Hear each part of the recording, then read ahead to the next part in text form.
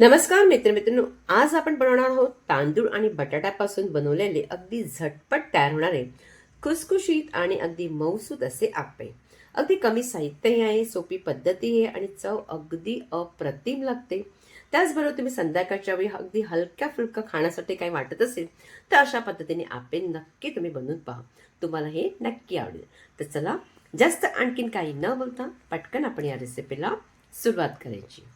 सगळ्यात अगोदर आपल्याला एक वाटी तांदूळ ना अगोदर स्वच्छ धुवून अगदी 5 किंवा 4 तास तरी भिजून ठेवायचे. म्हणजे चांगले तांदूळ आपले भिजले गेले पाहिजे. मी अगोदरच भिजून ठेवले होते एक वाटी. आता हे पाणी मात्र तुम्ही एखाद्या चाळणीत काढून घ्यायचे. म्हणजे पाणी सगळं अगदी पूर्णपणे निथळून घ्यायचे. पाणी जेव्हा तांदळाचं निथळलं जातं तेव्हा आपण मिक्सरच्या भांड्यात टाकायचं आणि त्यानंतर आपल्याला एक छोटीशी वाटी त्याच्यामध्ये घालायचे दही. दही मात्र आंबट घेऊ नका. थोडंसं अगदी फ्रेश असेल तर आणखी उत्तम. त्याचबरोबर इथे लागणार आहे आपल्याला एक मोठा बटाटा. जर मोठा असेल तर एकच आणि जर लहान असेल तर तुम्ही 2 घ्यायचे. आणि त्यानंतर ह्याच्यात पाणी न घालता अगदी छान असं त्याला वाटून घ्या. अगदी तिची ना पेस्ट छान अशी झाली पाहिजे. तर बघा, अगदी चांगलं मी याला वाटून घेतले. आता ही पेस्ट चांगली झालेली आहे. पाणी घातलं तर मात्र ते मिश्रण पातळ होईल. म्हणून अशा पद्धतीचं झालं की आपण आता पटकन एखाद्या भांड्यात आपण ह्याला काढून घ्यायचे. आता या मिश्रणामध्ये आपल्याला कुठेही सोडा किंवा इनो कशाचाही वापर करायचा नाही. ते चांगले आप्पे फुलले गेले पाहिजे. म्हणून आपण काय करायचं, एकच डायरेक्शनने कमीत कमी 5 मिनिटं तरी त्याला चांगलं फेटून घ्या. म्हणजे आप्पे आपले छान होतील. आता हे चांगलं मी 5 मिनिटं अगदी चांगलं फेटून घेतलं होतं. तर ह्याच्यामध्ये आपल्याला थोडीशी जिन्नस घालायची, काही जेमतेम काहीच नाही. अगदी 2च जिन्नस आहेत. 1 चमचा जिरं टाकायचे, चवीपुरतं मीठ आणि फक्त कोथिंबीर, बस एवढंच आपल्याला घालायचं. तुम्ही हवं असल्यास हिरवी मिरची थोडीशी बारीक कापून घालू शकता. आता हे नंतर आपण मिक्स करायचे आणि मिक्स केल्यानंतर याला आपण बाजूला ठेवून देऊया. आता त्यानंतर आपल्याला त्याच्या आतमध्ये भरण्यासाठी, सारण बनवण्यासाठी आपण बटाट्याची भाजी बनवणार. बटाटा एक मसाला बनवूया. 7-8 असेल ते लसणाच्या पाकळ्या घ्यायच्या आहेत. 2 मिरच्या घ्यायच्या आहेत. तिखट हवं असेल तर जास्त वाढवा. त्याचबरोबर आल्याचा तुकडा आणि छोटीशी वाटी अशी शेंगदाणे, म्हणजे चमच्याने म्हणाल तर 2 चमचे. आणि ह्याला वाटून घ्यायचं ओबडधोबड. इथे मी पॅन ठेवलाय, त्याच्यामध्ये 2 चमचे तेल टाकायचे. तेल गरम झालं की राई टाकायची. मी राई टाकली होती पण काय झालं, व्हिडिओ स्किप झाला. तुम्ही राई नक्की टाका. त्याचबरोबर जिरं टाकायचे. कढीपत्त्याची पानं थोडीशी कुस्करून टाकायची. हवं असतं त्यात हिंगही टाकू शकता. त्यानंतर हे जे मिश्रण आहे ना त्याच्यामध्ये सगळं टाकायचं. टाकल्यानंतर जराशी अगदी चिमूटभरशी हळद. आता ह्याच वेळी तुम्ही हवं असल्यास इथे जर तुम्हाला पाहिजे तर तुम्ही गरम मसाला किंवा लाल तिखट ह्याचाही वापर करू शकता. पण नाही केलं तरी सुद्धा भाजी छान लागते. सगळं मिक्स करून घ्यायचं, छान असं परतून घ्यायचं. नंतर त्याच्यामध्ये अगदी 2-3 बटाटे आपण त्याच्यामध्ये अगदी कुस्करून टाकायचे. आता बघा, मी अगदी चांगले बटाटे, अगदी मी जेमतेम ना अगदी मीडियम साईजचे होते, तर 4 बटाटे चांगले मी अगदी अगदी त्याच्यामध्ये कुस्करून टाकले.